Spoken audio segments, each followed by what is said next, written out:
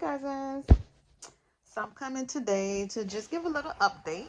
Of course, it's always updates. I don't know why I can't do it in real time, but hey, it is what it is. So back in November, I would say like the second week in November, I received my radiation schedule.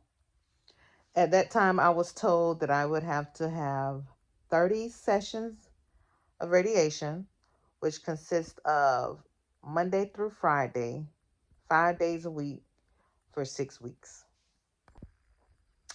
Now I'm like, that's a big commitment to have to come to this place every day for 6 weeks, Monday through Friday.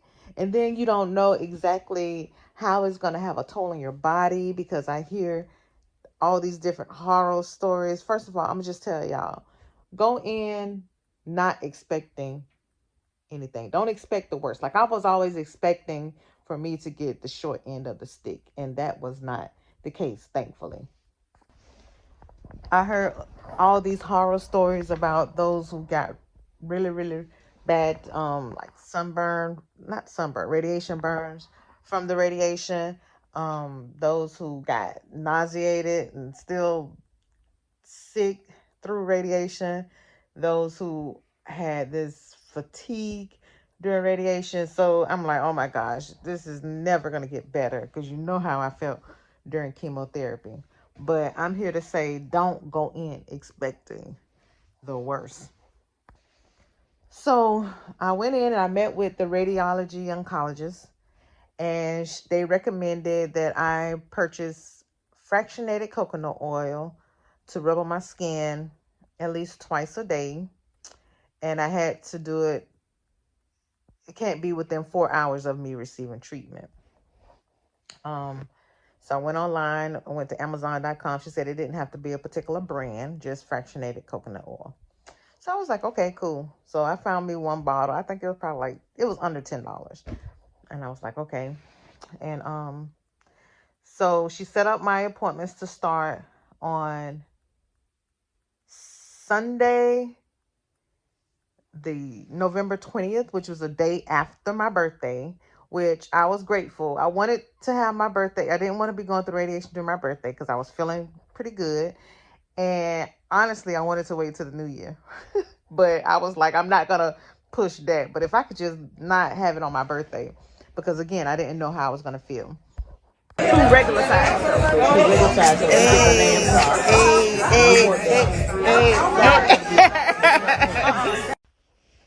So So it started that Sunday. And the only reason why it started that Sunday is because that week was Thanksgiving week.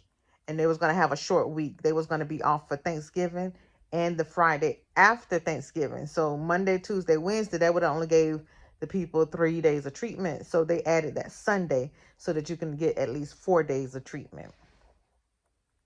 Okay, so I started then. I would rub the coconut oil on me for that first week. I'm going to insert pictures and stuff too. So that first week, I didn't feel anything. I didn't feel any burns. I didn't feel any fatigue. Thankfully, I didn't feel any nausea. So I was like, okay, this is pretty good. And then I realized that the treatment only lasted 20 minutes once you got in the back and whatnot. All right, it's 5:22 and they call me to the back.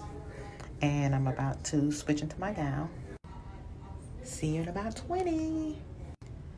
5:43 and I'm done. The first one was a little longer.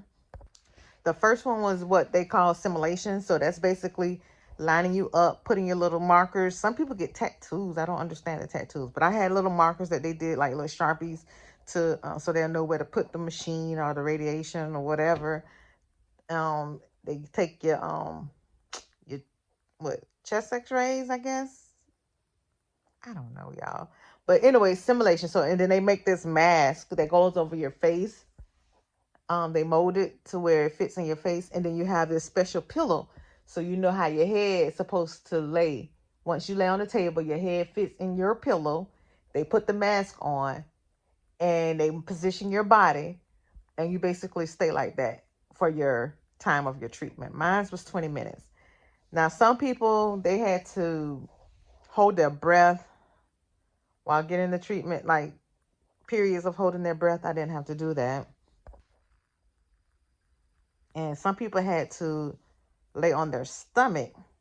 I guess it depends on, it basically depends on where your tumor was located. So I didn't have to do that either. So I basically laid on my back, had my arms up, holding this little thing with my head was basically turned this way with the mask on. And I just stayed like that for 20 minutes. And it wasn't bad at all. Um, Sometimes in the beginning, well, not in the beginning, but around week 2, 3, maybe, I don't know, under my arm was a little tender. And with me holding my arm up, I was like, well, this is gonna hurt, but it wasn't too bad. I just would like stretch it out and do my little range of motion before I would go into treatment. So it already be, worked out and ready to sit in that position for 20 minutes. So here I'm gonna insert my picture of my before going in, or day one. And then I also will post a picture of the first week, and you don't see any changes or anything. Second week, you see a little darkening, I believe. Week 3 is when I can really start to see where I'm getting a little toasty. And between week 3 and week 4, I said, oh, they done turned up the machine now. They cooking me now, because baby, that went from like level 1 to a level 6. I'm like, I didn't even know dark skinned people, brown skinned people my color, I didn't know we could burn like that. I mean, call me, ignorant or whatever. I didn't know that we could burn like that. I've seen where lighter African Americans, like, red, yellow, what they consider red, yellow people, I've seen them, get really bad sunburn, and they get red and stuff like that. No, I was burnt. Okay. Also, week 3 is where I did start getting a little fatigue, a little tiredness. I wouldn't necessarily call it fatigue. I would call it tiredness, where I was like, oh, I'm tired, and I would just need to sit down or rest for a little while, take a nap or something. But it was nowhere near the fatigue with chemo. Just put that out there. For me, it was nowhere near it. Now, some people, they say they really had it bad or they had it worse. I don't know. So I did notice the difference in week 3, but it was nowhere near as bad as chemo.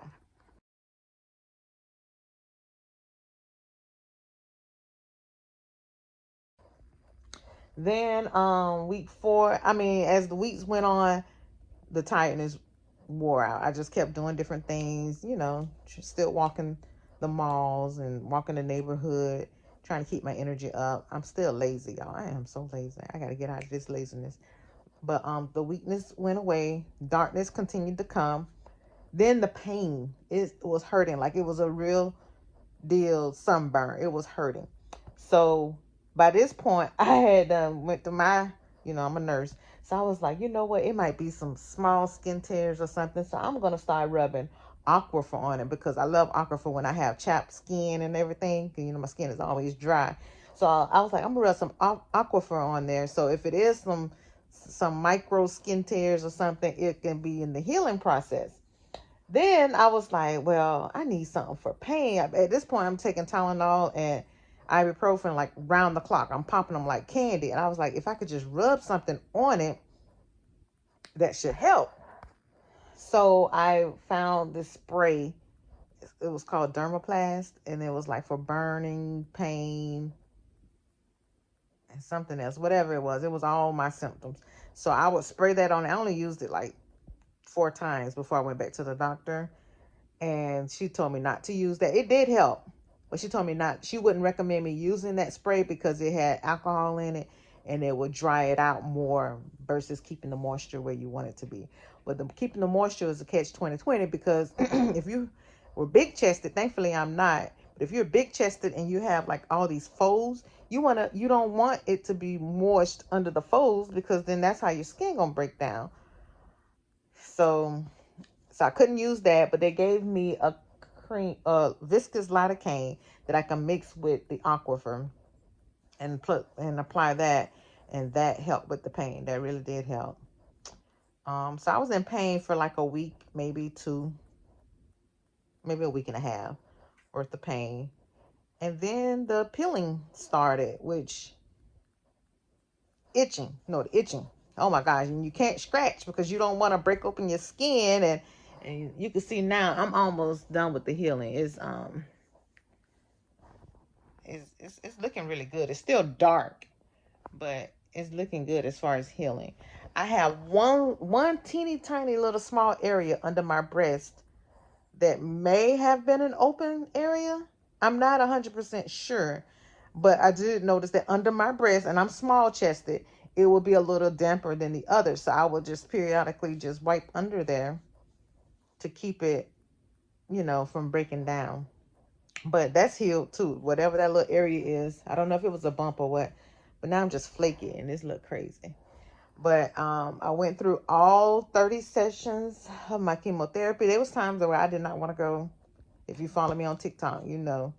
I mean, it's just time consuming. It's not time consuming. It's you got to go every day. And then at our facility, we didn't have a set time to where you would go.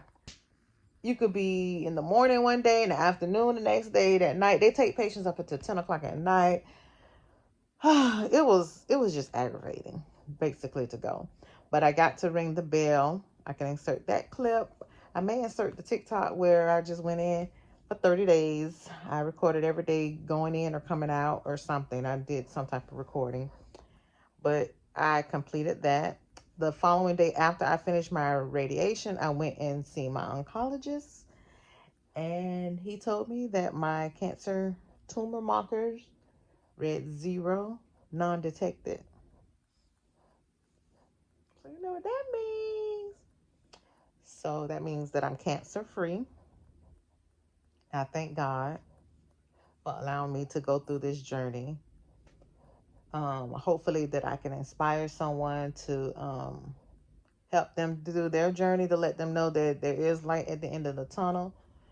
Also to educate those to remember to do your self-check, your mammograms, go, you know, all that stuff, to be aware, because it's 1 in 8. And I was one of the 8, and I didn't have any history of breast cancer in my family. So it can happen. And I'm 43 or 44. I was 43 at the time. So I thank God. I thank God for this journey. I thank God for those who has been following me in this journey. I'm still going through the journey because it's still a mental battle up here, because I'm always thinking about the what ifs. The what if this happens? Or if I'm hurting, like, well, what if it's this? It's a mental thing up here. But I'm thankful for where I'm at, and I thankful for you guys as well. God bless. Bye.